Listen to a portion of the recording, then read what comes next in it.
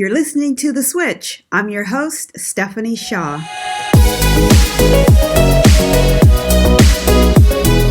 Hey, welcome to The Switch. I'm Stephanie Shaw. I'm a multi-certified holistic nutrition coach who, after finding no success with the 18 doctors and 2 world-renowned healthcare facilities I visited, decided I needed to make a switch and take my health into my own hands. Now I'm obsessed with you getting hormonally balanced and emotionally aligned. This podcast is about education, empowerment, and simple no-cost strategies you can implement right now. I'm so excited to be here with you to talk about all things health, beauty, clean living, and mindset. Ready to take your mind and body to the next level? It's time to make the switch. Hey everyone, welcome to another episode of The Switch. I'm so excited to have with me today, Elsa Johnson. Elsa, thank you so much for joining me. Oh, you're very welcome. I'm so excited to be with you today. I'm excited as well. I'm going to tell you guys a little bit about Elsa, and then I'll let you tell us about how you grew up in that tiny village that we just talked about. Okay. I just think that's fascinating. So you guys got to hold on and listen to that. So Elsa is an Idea Navigator for innovative entrepreneurs on a mission. She helps you clear the mind clutter, unravel ideas, and create a clear path to action. Her mission is to help you break free from the constant mental noise so that you can boldly grow your business and build the life you want. I need some of that magic, Elsa. I'll do my best what I can in the time we have. Yeah. Okay. All right. I said that people are like, oh, why do you have a podcast for marketing reasons? I'm like, no, free therapy. What do you think? I like your style. Yes. So, and I like you already. We just met, but I was reading about your bio, and like when I got to the part that you grew up in this little village in Denmark, and it was 3 houses and 5 farms. Is that right? That is right. Yes, it's literally. So there's a little sort of asterisk on that one. Okay. So it was a very rural area, obviously. You know, you came to the sign that announced the village, and before you could blink, you were basically through, just that one little street. But what it was is my parents actually established a boarding school for 9th and 10th graders the year I was born in that very rural area. And there was some very good reasons for that, because most of the students that came to the school, they were, burned out where they were. Maybe there was family reasons that they just needed a reset in their lives to go and get away and feel safe, secure, and be able to just live freely away from all the mental noise in their lives. Yeah. But yeah, so when the summers were there was us, there was the 2 families in the other houses, and then there was the farms, and provided me a couple of good summer jobs too over the years. So Elsa could not hide from anyone at that moment. What did you say? Maybe hide in the wheat farm a little bit? Well, until I was about 4 years of age, the wheat was still taller than I was. But after that, nowhere. No hiding. Yeah. I live in a town that's quite a small community, and I can't hide. So I know that would be impossible for you. So I love that story. I love the fact that embedded in you was that entrepreneurship spirit, because that's exactly what your parents did. And they were being leaders and guides, and that was all being embedded into you. And that's what you're doing to help people now. So I love that. And I also read that your career, it spanned from like selling hot dogs to coaching. So how did you get from, hot dog selling to coaching? And then tell us a little bit about that trip to Pittsburgh or to Pennsylvania, because I live in Ohio. Sure. So yeah, it's like sometimes I feel like Jules Verne, travel the world in 90 days or around the world in 90 days. I'm losing the exact title, but so I grew up there, and just not only did I learn that entrepreneurial spirit from my parents, but even farming is sort of an entrepreneurial spirit, right? But it's also heavily rooted in hard and very strong work ethics. So at a very young age, I was pulled in to help out at the school, working in the kitchen. As I said, one of my first jobs were on the farms, literally working the fields to get extra pocket money. And then that became too hard. So it was much easier to sell hot dogs, right? So I got a summer job at a beautiful little hot dog stand by the ocean. And, that was like beach vacation for me compared to all the other hard work. And then, it's my whole life. I've been, and then my sort of real career started in finance, and that was in Denmark where I grew up. And then over the years, moved around after I met my husband. When I moved to the US, sort of back up a couple of times. While I worked in finance, I also worked in several European countries. And then I came to the US, moved to LA of all places, so coming from very small to enormous was really like a culture shock right then and there. And we have moved quite a bit as a family as well. And our last move was in Philadelphia, which I personally absolutely loved. It was, I think of all the places I have lived, reminded me most of where I grew up. Just from the perspective of the not only the culture and the history of Philadelphia, right? It is, the birthplace of America, but also the nature and the plants and the way people live there with, walkability and all that stuff. So, but, all good things sometimes must come to an end. But we then now are in Scottsdale, Arizona, which is, again, something totally, totally different. But I do love it here, too. So, yeah. So how did all of that get you to coaching where you are now? The short story is coaching found me, not the other way around. Going back, and I've been asked this question many times, and as I've had more and more time to sort of think about it and really have it resonates with me, I think from those early years in that village, it was implanted into me. I was, from the day I was born, I started studying human behavior. Every year I had 90 to 100 new subjects to study, right?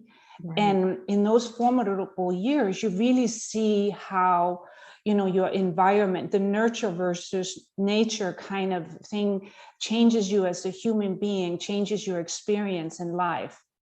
And as I then added on all my own experiences, about 4 years ago, I came to a point after we moved here to Scottsdale to start sort of evaluating, saying, had I lived effectively? How could I have done differently? Could I have been a better mother, father, or not father, but mother, friend, wife, all those things?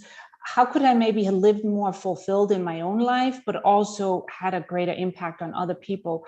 And that's really when I got into all the neuroscience.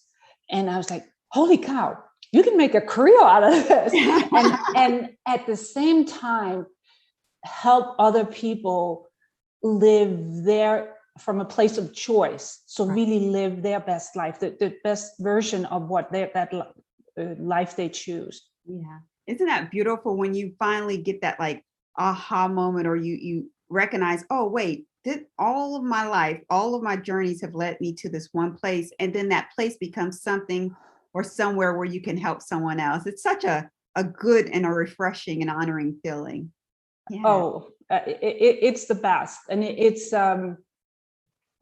it's really interesting to see for me in my career how every single experience that I've had up to this point, I draw on those every single day when I work with my clients or even just interact with people. Yeah.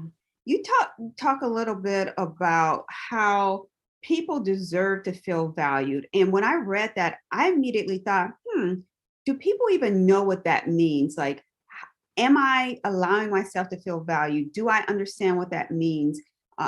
Talk to us a little bit about that and how someone can even give themselves permission to feel valued. Oh, absolutely. Absolutely. It's so, I don't know if you're a mother.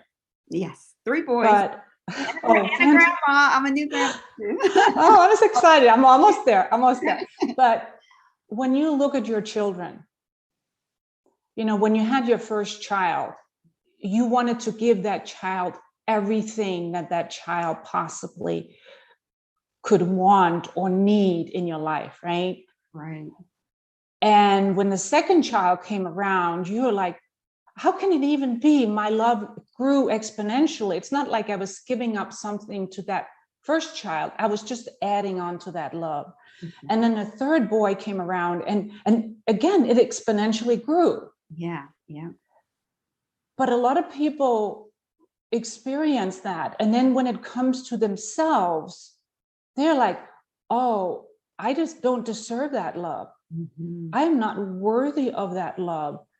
I'm not XYZ enough to do this, right? I have to give that love to my children, give that love to my parents, give that love to my spouse or to my friends or to a stranger on the street, but never give it to myself that I so readily deserve, because I am a human being created of whoever creator you feel connected to, right, in their image. So thus you are a gift from that creator. So you need to be valued as that gift. Yes. And when you start truly living from that place, it's not, as I said, it's not a selfish place. It is what I like to say a self-centered, not a self-centered, but a self-centered place.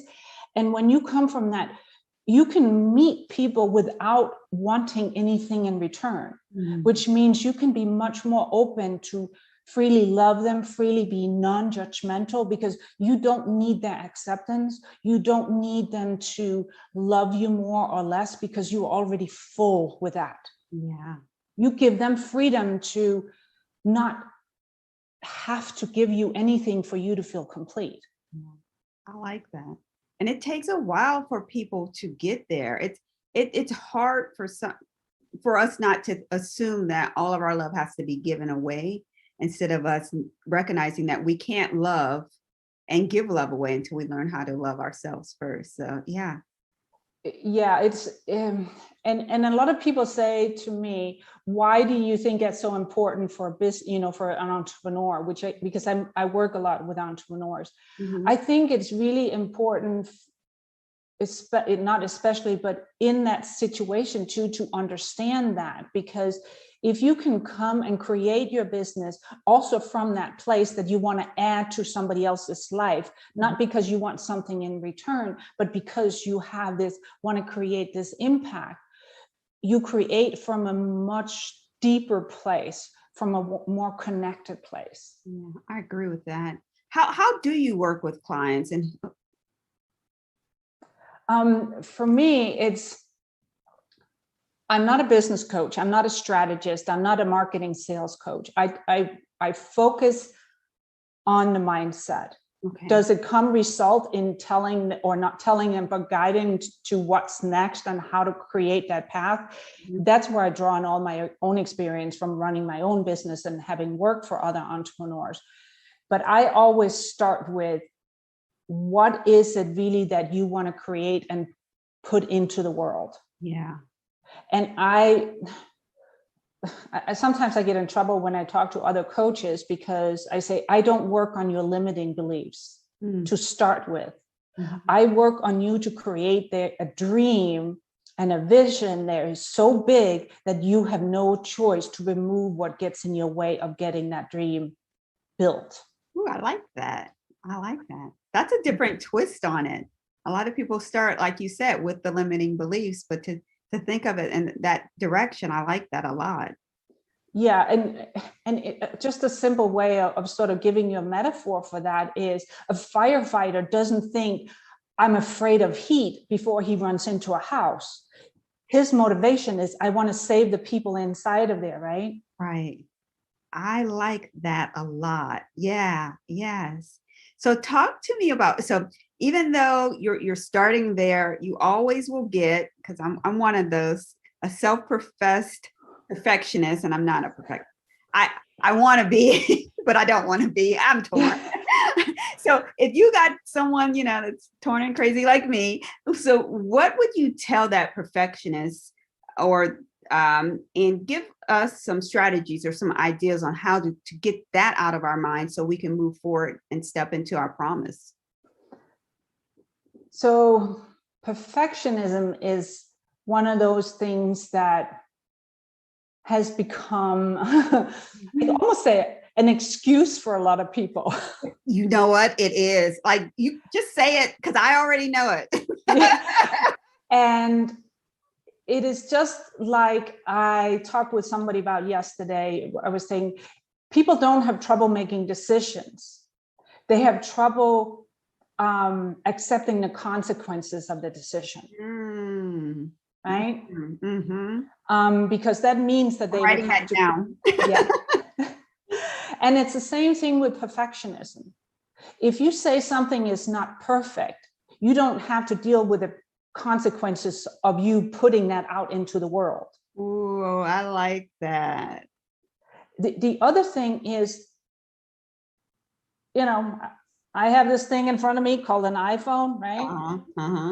And you readily accept that every 3 days you get a notice from Apple saying your software needs to be updated to the latest version. Right. If they had waited till their phone was perfect, there would never have been a 12.12x or whatever. So folks are now listening on audio. Soon they'll be able to see this on video. I just raised my hands to the heavens. I'm like, genius. There's never been a 12 point whatever. Yeah, you are so right. I had a friend and I were talking today about it, and she's calling me. I'm like, why are you calling me? Because I'm a perfectionist too. But we were able to talk each other off the ledge, basically. And you're right. Making sure that every T is crossed and I's dotted and the font is right and the color is perfect, if you're an entrepreneur, will hold you back. And I believe what you're saying, that sometimes it's the consequences of what may happen that we keep us stuck, or our thought around what may happen may keep us stuck. Yeah. And going back to what I said about the impact and the value and those type of things, if you tell yourself, I want to be a person of impact, the impact is not going to change on your font, on your color, on your whatever layout that you have, right? The impact is for that one person who if you're a thought leader, or that need to see exactly what it is or hear exactly what it is that you have to put out in the world today. So if you were sitting there stuck in perfectionism and never get that out, that person, you never have that impact on that person. I love that. That is awesome. And so what's so funny is, I talk about it all the time. I teach on it, but sometimes it still gets to me, and I'm like, okay, I have to take myself through those steps. And that's what I always tell people. If you know it and you know how to get out of it, it may appear, but it's what you do about it. When you feeling like you need to be a perfectionist, what are you doing about it? Are you walking through the process and basically telling yourself to stop it, cancel.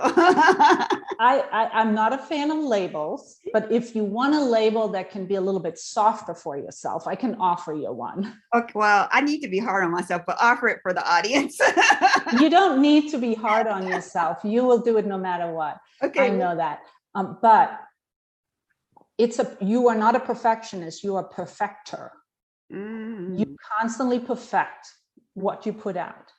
Because what you try today, just like you learned to walk, you took 2 steps, you fell down. You took 3 steps, you fell down. You took 10 steps, you fell down. And I still fall down sometimes, right? We all do. So it's not about being perfect from the get-go. You just put things out and then you keep perfecting them. All right. I love it. I love that. I love that a lot. Yay. So again, free therapy. That's why I'm here. I love it. So you have a truth and dare. You cross out the word or. So truth and dare challenge. And how does this work? And tell people what they can expect if they go through the challenge. so the whole theme of what we talked about today, which we haven't necessarily named it, but it's really about what are the stories that constantly you tell yourself that's holding yourself back. Like perfectionism, it has to be perfect, otherwise people won't resonate with it, right? Right. Or I can't do this because XYZ, or I'm not worthy because I don't have 3 PhD diplomas on my, on my wall. I won't, I'm not. All these stories that ever since you start remembering has been programmed into you. We can't afford that. You can't behave like that. Start looking at those stories, start looking at those truths that that has been guiding your life for the majority of your life, and start looking at them when they show up in your life. And then the dare is to start seeing what is the truth or the lie or the inconsistencies in that, and then start rewriting that truth. I like that. So that's what and that's what I do a lot with my clients too. Saying if they want to scale their business, let's say, I said, they don't know what lies beyond because they have been in their world of truths of what's possible for them, right? But once we start seeing, well, what is the first thing that you need to know or need to do in order to take that next, step on that next thread on the stairs to that higher level? What is that? What is it that we have to rewrite? Who do we need to pull in? What do we need to acquire in knowledge, in technology? All these things that you need to teach yourself to accept that is what you need in order to move forward. Because that old saying, you don't know what you don't know. Right. And if you for a long time have come, because if I can just gauge you for a quick second, right, you probably were a good girl that did well in school. You worked really hard to do all these things throughout your life because that's what was expected of you. Right.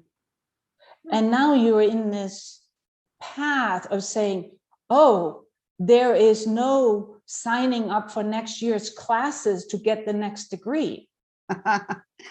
Yeah.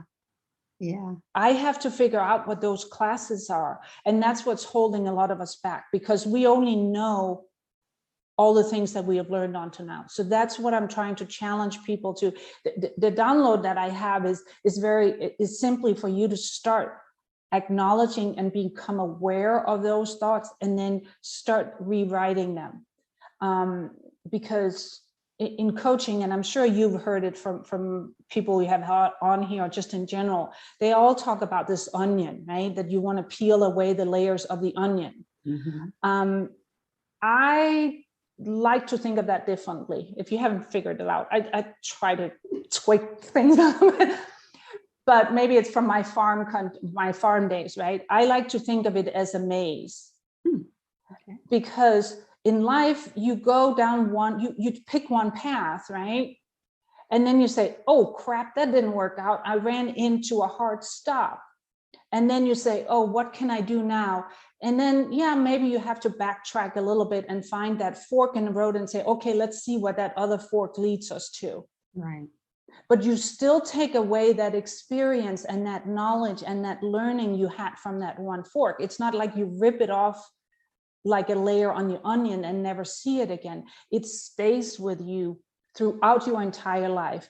And as you get to one, if you think of Pac-Man, if you even remember that, right? You get to the second level, you get through the first maze, and then now there's a new maze with new challenges. But you haven't forgot everything that was in the first. Yeah, I like that. And I want everyone to know, so that Truth and Dare is on Elsa's website, and that information will be linked below. So I want to make sure that everyone has the opportunity to download that. I really enjoyed that.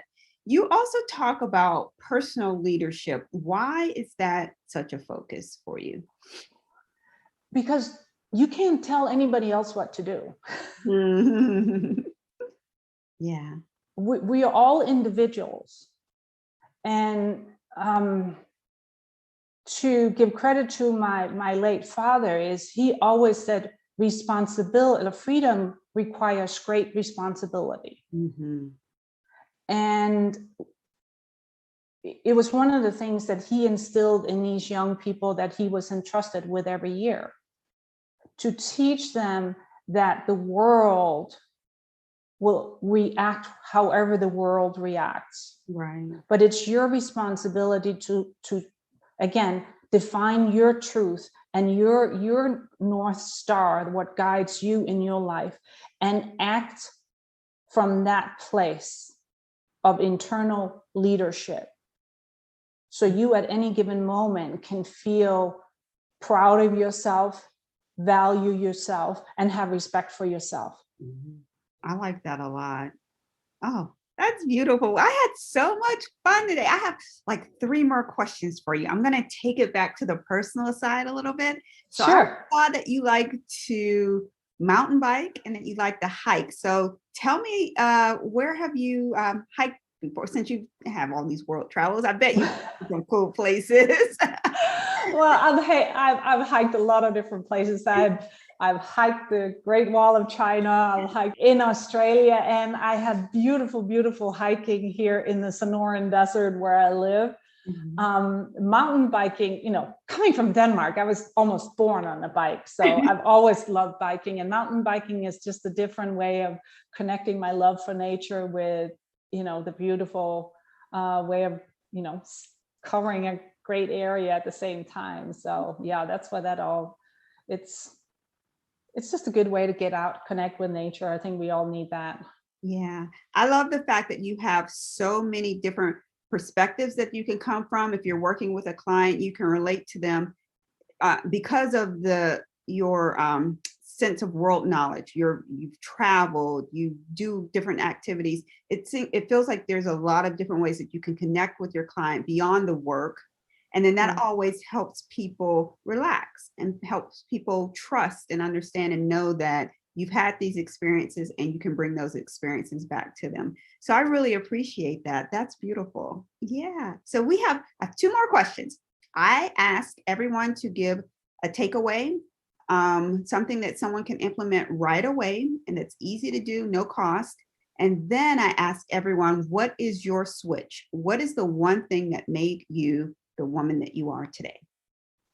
So I'd like to start with your last question. Okay. My switch. My switch came one day. I was reading somewhere. It says, you cannot change how other people behave. You can only change how you react. Mm. And that's when I all of a sudden realized I can't look to my husband to provide happiness for me. I can't look to my friends to make me feel more secure in myself. I can't look to anybody else but myself. Again, going back to the personal leadership, right? And that's why I focus on personal leadership. So my switch was that understanding on my own responsibility in the world. Yeah, that's beautiful. And that is my takeaway also for anybody here. Look in your current day to day, your life as you experience it today. Mm-hmm. And see one thing, just look at one thing that may not be where you like it to be. And decide one action that you can take responsibility for today to start making that more in line with what you would like to see in the choices you have in your life. That's beautiful. That is something, while it sounds easy to do, it can be hard. Yes. But it will have such a great impact on you and your life and your health and your longevity. So I like those. Those are beautiful. Tell everyone how they can get in contact with you. And I think you have a free gift for folks too. Do you? Well, they can download the Truth and Dare from my website. if anybody resonated at all with what I had today or like clarification, they can always go on my website and book a free consult with me. So absolutely go ahead and do that. And my website is www.morethanjustfine.com. And that is also my handle on, I have a Facebook page. It's also on Instagram. There's a underscore between more underscore than underscore just fine. And I'm also on LinkedIn, Elsa Johnson Coaching. I'm now on Clubhouse at Elsa Johnson. Connect with me or shoot me a DM and let's start the conversation. I'm not here to sell people things here. I'm here to help people elevate. So it's, I love connecting, as I have my whole life, with other people and just meet them where they are. I love that. And I'll make sure all of that information is in the show notes. Elsa, thank you so much for joining me today. This was incredible. I learned so much. And I'm actually getting ready to send a bootleg copy to my friend as soon as we get off this podcast. I'm like, you'll get first dibs before it even airs, because I think the information you provided was extremely valuable today. So thank you so much. Oh, you're most welcome. It was my pure pleasure to be here. Awesome. Everyone, here's to your health. I am so excited for you because you just finished another episode of The Switch, which means you are the fierce person I already knew you were. If you're ready to join an exclusive group of other fierce high performers like you, a group where you can bounce ideas off one another and ask questions, be sure to join our exclusive Facebook community. You can find the link below.